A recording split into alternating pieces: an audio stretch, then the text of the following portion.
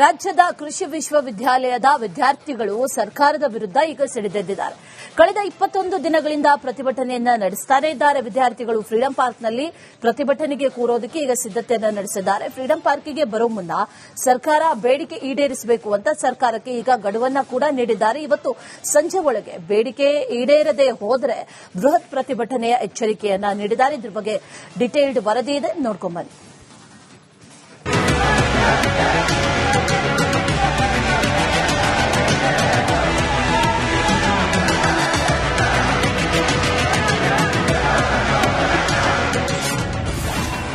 ಸರ್ಕಾರದ ವಿರುದ್ಧ ಸಿಡಿದೆದ್ದ ಕೃಷಿ ವಿದ್ಯಾರ್ಥಿಗಳು.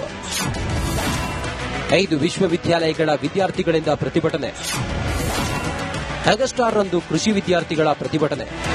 ಆಗಸ್ಟ್ 8 ಮತ್ತು 9ರಂದು ರಾಜ್ಯ ಕೃಷಿ ಇಲಾಖೆಯ ಎಒ ಮತ್ತು ಎಎಎಒ ಹುದ್ದೆಗಳಿಗೆ ನೇಮಕಾತಿ ಪರೀಕ್ಷೆ ನಡೆಸಲಾಗುತ್ತಿದೆ.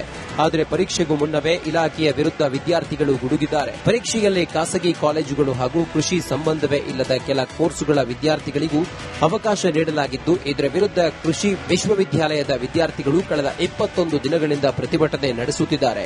ವಿದ್ಯಾರ್ಥಿಗಳ ಕೂಗು ಸರ್ಕಾರ ಕಿವಿಕೊಡದೆ ಇರುವ ಹಿನ್ನೆಲೆ ಫ್ರೀಡಂ ಪಾರ್ಕ್ನಲ್ಲಿ 5 ವಿಶ್ವವಿದ್ಯಾಲಯದ ವಿದ್ಯಾರ್ಥಿಗಳು ಒಟ್ಟಾಗಿ ಪ್ರತಿಭಟನೆ ನಡೆಸಲು ಸಿದ್ದತೆ ನಡೆಸಿದ್ದಾರೆ.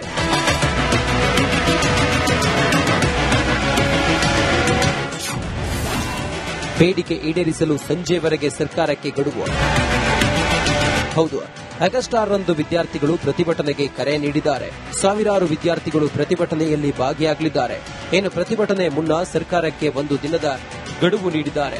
ಖಾಸಗಿ ಕಾಲೇಜುಗಳನ್ನ ಕೈಬಿಟ್ಟು ಪರೀಕ್ಷಾ ದಿನಾಂಕವನ್ನ ಮುಂದೂಡುವಂತೆ ಬೇಡಿಕೆ ಇಟ್ಟಿದ್ದು, ಇಂದು ಸಂಜೆ ಒಳಗೆ ಈ ಬೇಡಿಕೆ ಈಡೇರದೆ ಹೋದಲ್ಲಿ ಫ್ರೀಡಂ ಪಾರ್ಕ್ ಚಲೋ ಮಾಡಿ ಅನಿರ್ದಿಷ್ಟ ಅವಧಿ ಪ್ರತಿಭಟನೆ ನಡೆಸಲು ನಿರ್ಧಾರ ಮಾಡಿದ್ದಾರೆ. ಸರ್, ಈಗ ಆಲ್ರೆಡಿ ನಾವು ಪಾಸ್ಟ್ 20 ಡೇಸ್ ಇಂದ ಸ್ಟ್ರೈಕ್ ಪ್ರೊಟೆಸ್ಟ್ ಮಾಡ್ತಾ ಇದೀವಿ. ಮಾಡಿದ್ರು ಕೂಡ ಸರ್ಕಾರದಿಂದ ನಮ್ಗೆ ಏನು ಸ್ಪಂದನೆ ಮಾಡಿಲ್ಲ. ಆಲ್ರೆಡಿ ಹಾಲ್ ಟಿಕೆಟ್ ಡೌನ್ಲೋಡ್ ಮಾಡಕ್ಕೆ ಕೊಟ್ಟಿದ್ದಾರೆ. ಎಲ್ಲ ಆಪ್ಷನ್ಸ್ ಸಿಕ್ಕಿದೆ. ನಾವು ಆಲ್ರೆಡಿ ಹಾಲ್ ಟಿಕೆಟ್ ಕೂಡ ಡೌನ್ಲೋಡ್ ಮಾಡಿದೀವಿ.